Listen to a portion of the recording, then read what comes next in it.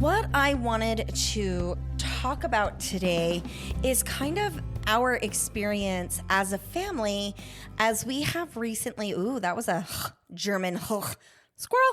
Okay, I can still squirrel without my husband here, just so you guys know. I am a squirrel-er. I feel like I need to get some sort of like little squirrel chitter something to go in. So every time I squirrel, you guys get a little noise or something. It would be totally annoying. So maybe not. So anyway, one of the things that's been going on in our home recently is that church attendance is something that Mason has identified as valuable for him and our family. And I wish that he was here and maybe we can follow up with this at a future podcast. But Mason really enjoyed his experience within the Mormon church of having that faith-based community as a youth, as a child, to have that outside support of learning morals and values, having that reinforcement from other adults on how to be kind and generous and serve. And I agree with him. I think that it's really good for our kids to hear and learn lessons of morality from people other than just mom and dad.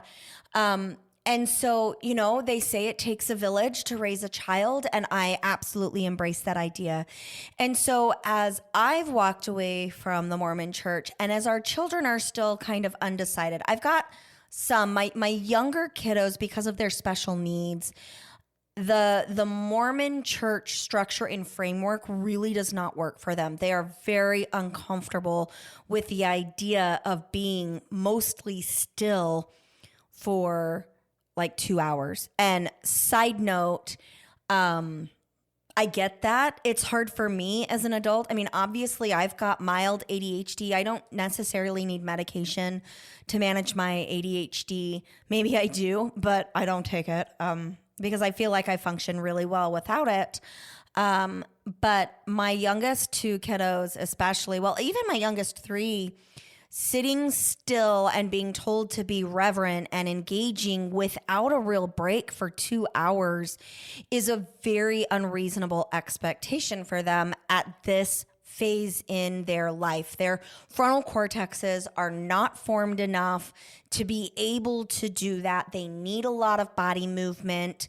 They need a lot of interaction. They need a lot of tangible touching and art projects and running and moving in between. And the way the LDS church is structured just does not provide that. And hey, Mason and I might need to do a podcast in the future on that because my kids are not alone in that, and neither are adults. I mean, when the current Mormon prophet Nelson announced that church was going to be 2 hours instead of 3 hours long in that block, I was up and relieved, y'all, because I was tired of trying to make that framework fit my family's needs. I have said many times, I've got 3 kiddos with some special needs, 2 very severe special needs kiddos. And I've watched other parents struggle, other parents with kiddos either on the autism spectrum or with ADHD or some other disability where holding their bodies still for that long is just unrealistic. Kiddos need to move, and that's well documented.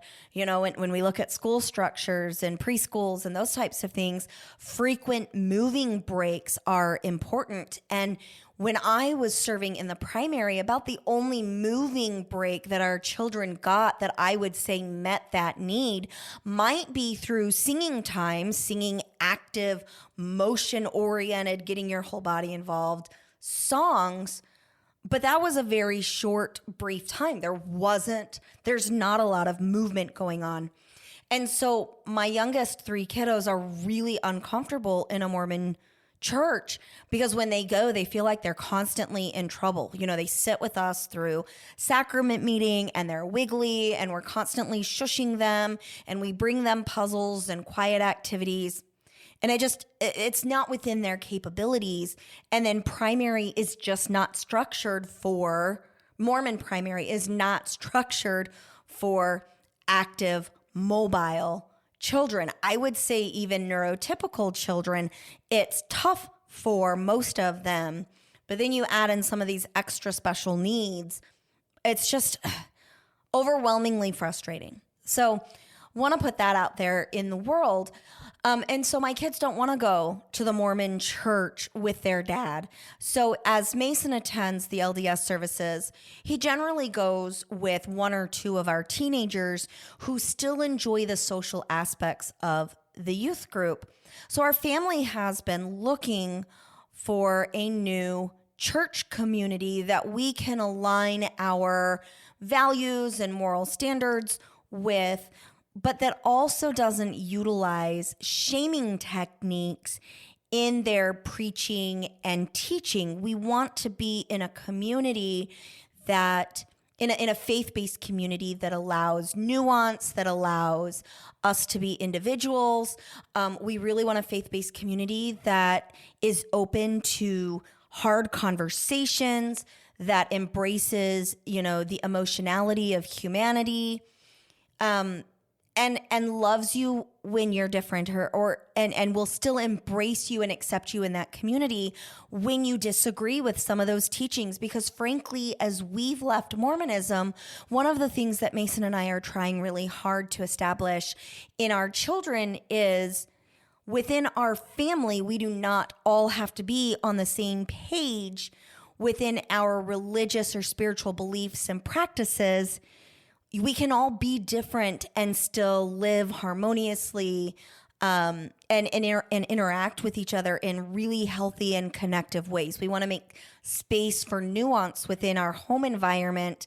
And as we reach out to these other communities, the schools or a church community, we want to see that as something valued in a church community. And so we've done a lot of church hopping over the last few months.